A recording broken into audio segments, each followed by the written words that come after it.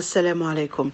So, this is a common problem, and the main reason to it is many had failed to see that the traditional division of chores was suitable for the traditional life and the traditional family. What do I mean by traditional? Traditional to mean that the woman was really working only within her home and not working outside. In other words, she was not acting as a breadwinner herself, but she was simply just working within the home. And that's when it was fair, since the man was the breadwinner in a traditional family, that the woman would take care of all the different tasks within the household, whether that was cooking, whether that was cleaning, whether that was teaching, taking care of the children, and so forth.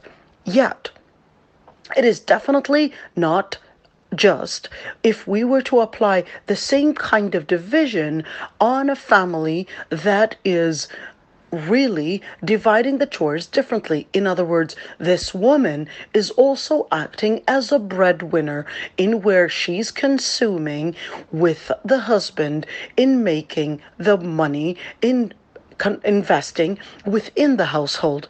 So therefore, just as we had reviewed or we had changed how we would invest the money and who's working on the outside in bringing in the investment, financial investment within the household, it is definitely fair to also make the change and the modification within the chores within the home.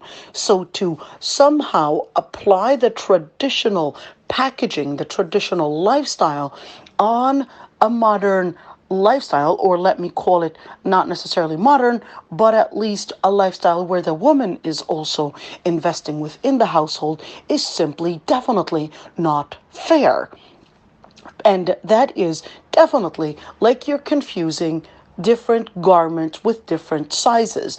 The size for a traditional family, it was making sense that she was working within the home and he was working as a breadwinner.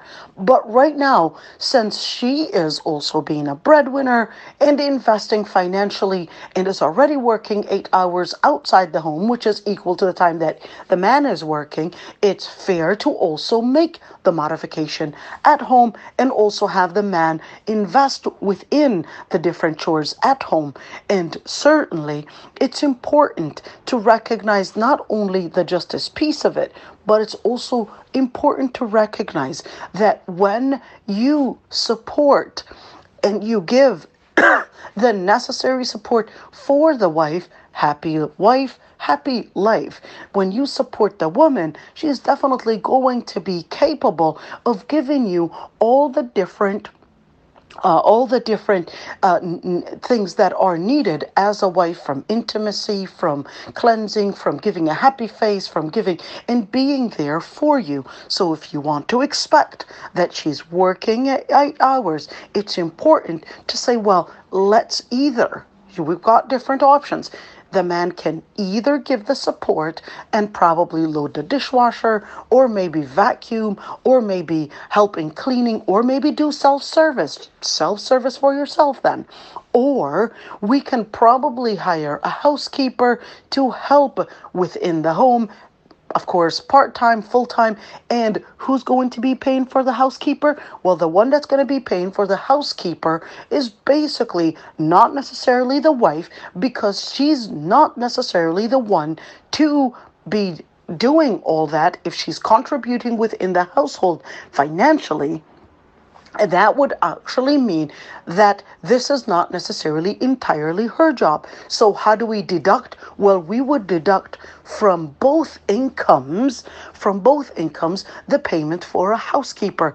Now, how you want to probably pay, how you want to bring a housekeeper, how often, that's something that you both would have to decide. You learn how to communicate between one another on how and when she should come, or what they should be doing, and so forth. But to use the traditional division rule is absolutely not fair and is very much using, let me say, a cultural traditional method and saying that that's what Islam says. Islam doesn't necessarily say that a woman is supposed to be working everything at home and working also as a breadwinner. That's more related to culture.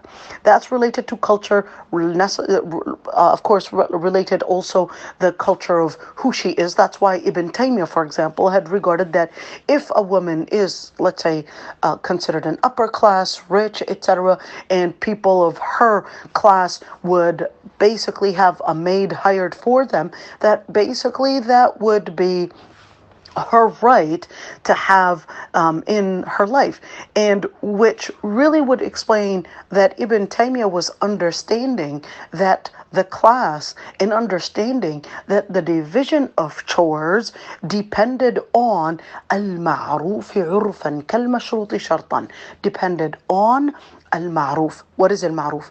The culture, what is a norm, what is a practice within that society, or even within the class within that group. So if, for example, we're looking at a doctor's class, or we're looking at engineer's class, or we're looking at a working woman's class, that would actually mean we would have to consider a different contribution.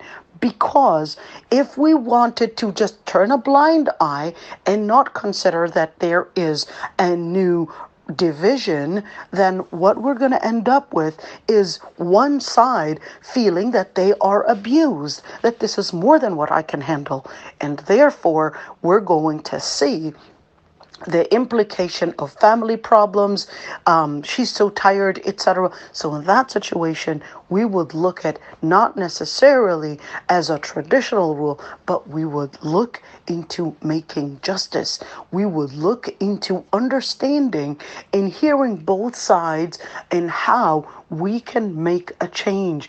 We can make support for one another and understand that if she's going to be working 8 hours and then come back home and actually do another 8 hours, that's absolutely not fair. Absolutely not fair. And to use Islam as the sword and say, well, Islam says it's all your job anyways, is definitely misquoting and misinterpreting Islam. Assalamu alaikum.